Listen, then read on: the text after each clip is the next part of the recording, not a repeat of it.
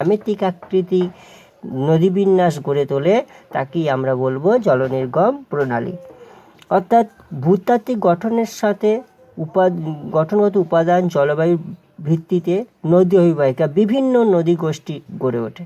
উপনদী, প্র উপনদী, শাখা নদী সম্মিলিতভাবে একটা বিশেষ জ্যামিতিক আকৃতির সৃষ্টি করে। এই নদী বিন্যাসকেই বলা হচ্ছে নদী নকশা। এবার দেখো, জলনির্গম প্রণালী যেমন বিভিন্নভাবে গড়ে ওঠে, যেমন আয়তক্ষেত্ররূপী জলনির্গম প্রণালী, এগুলো লিখবে, তার ছবি সহ দেবে। যেমন মধ্যম বৃষ্টিপাতযুক্ত অঞ্চলে শিলাস্তরে নদী গোষ্ঠীবদ্ধ সমকৌণিক দারণ বা ফাটল অনুসরণ করে উপনদীগুলি সমকোণে বাঁক নিয়ে বা সমকোণে প্রধান নদীর সাথে মিলিত হয়ে আয়তক্ষেত্রের মতো দেখতে যে জলনির্গম প্রণালী গড়ে ওঠে তাকেই বলা হচ্ছে বৃক্ষরূপী জলনির্গম প্রণালী।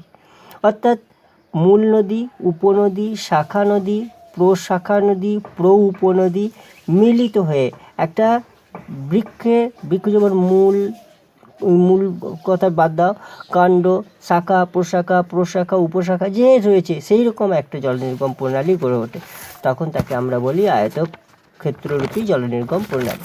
যেমন উদাহরণ দেবে, মধ্য ভারতে বেতোয়া, সোন এইরূপ জলনির্গম প্রণালীতে উপনদীগুলির পারস্পরিক দূরত্ব বেশি থাকে। যেমন আর তারপরে জাফরিরূপী জলনির্গম প্রণালী। জাফরিরূপী জলনির্গম প্রণালী সেটা কীরকম দেখো, যেমন ইংরেজি শব্দ ট্রেলিস, যার অর্থ হচ্ছে জাফরি।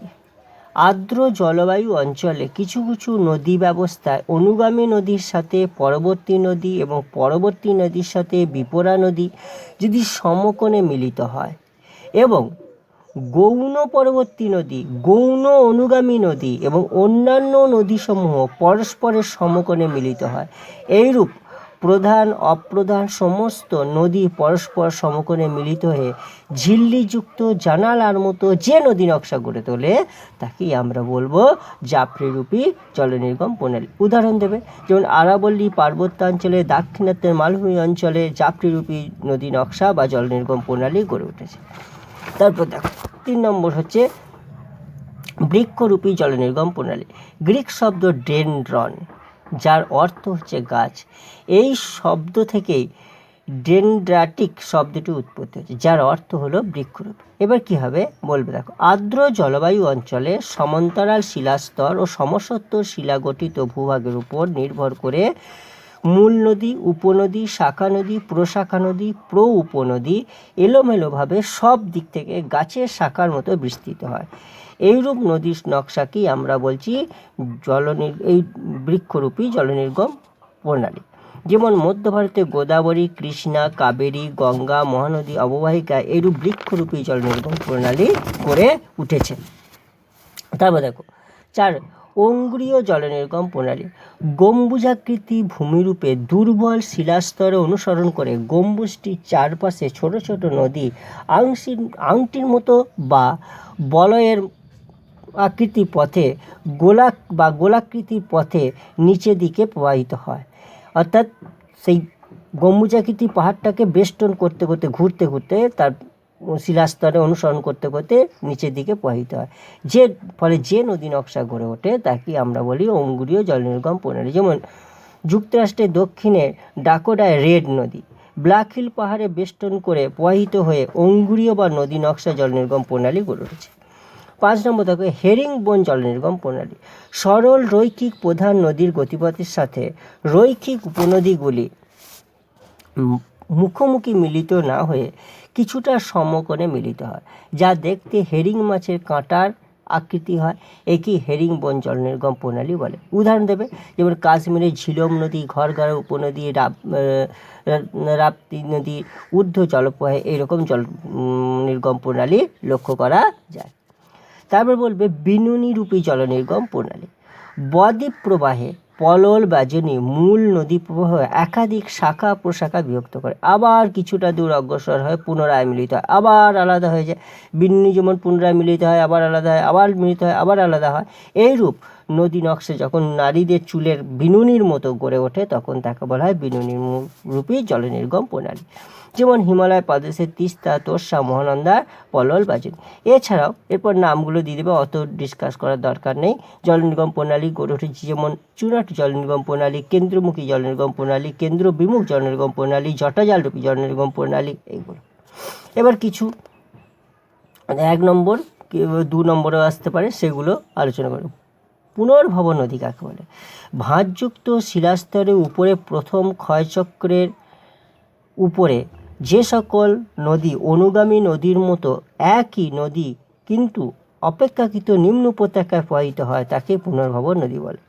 বিপরা নদী বা বিনদী কাকে বলে? যে নদী শিলাস্তরের নতির বিপরীত দিক থেকে প্রবাহিত হয় তাকে বিপরা নদী বলে। যে অনুগামী নদী বা যে অনুগামী নদী বিপরীত দিক থেকে প্রবাহিত হয় তাকে বিপরা নদী বলে। অনুগামী নদী কাকে বলে? ভূমির প্রারম্ভিক ঢাল অনুসারে শিলাস্তরে নতির অনুসারে যে নদী প্রবাহিত হয় তাকেই অনুগামী নদী বলে।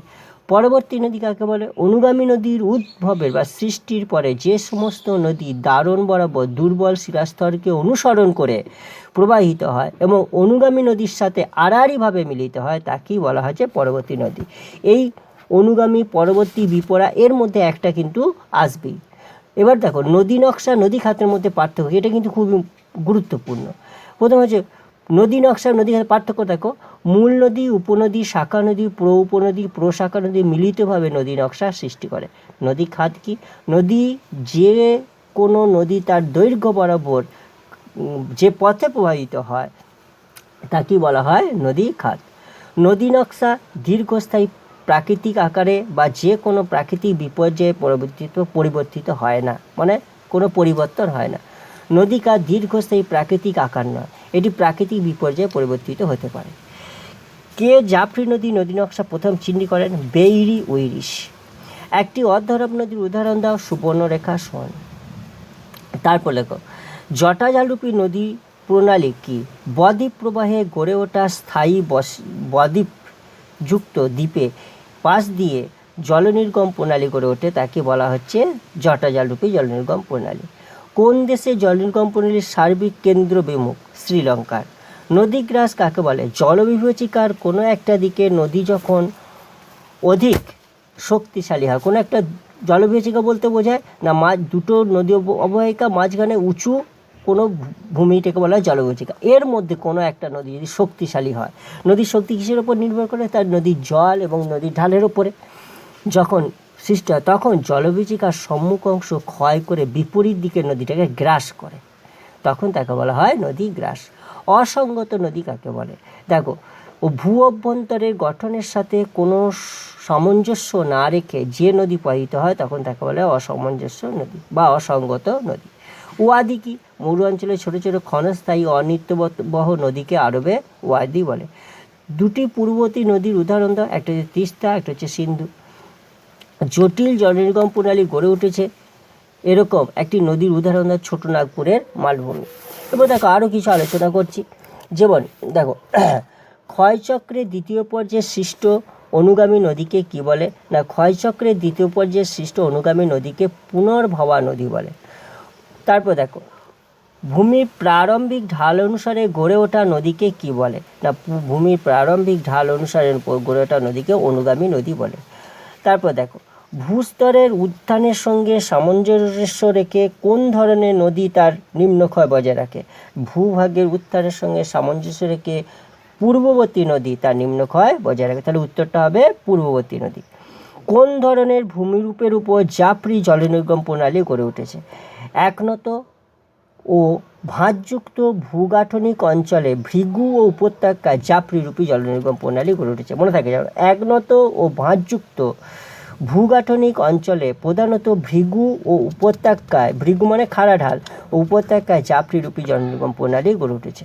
তারপর দেখো অর্ধরব নদী কাকে বলে?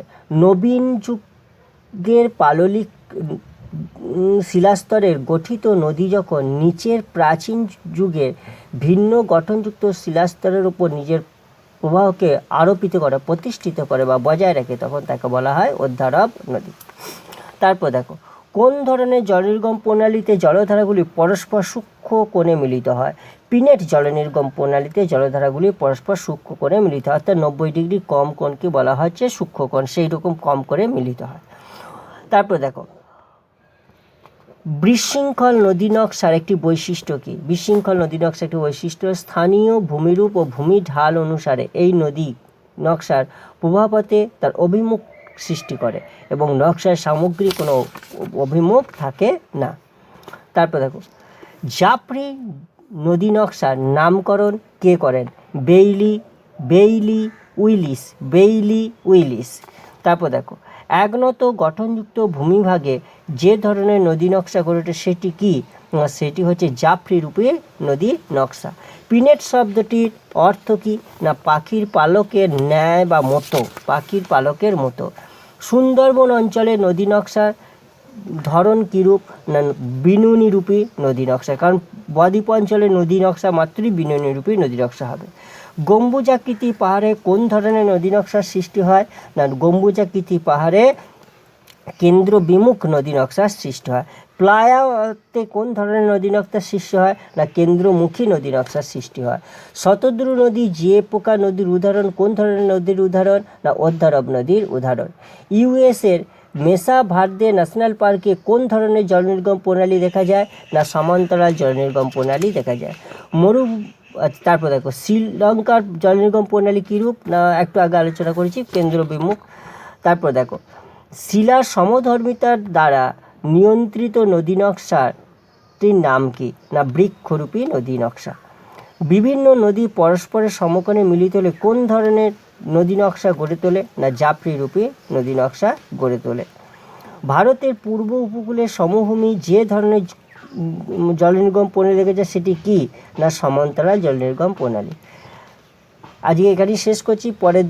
পরের চ্যাপ্টার আমরা আরম্ভ করব। পরের চ্যাপ্টার হলো মৃত্তিকা আরম্ভ করব।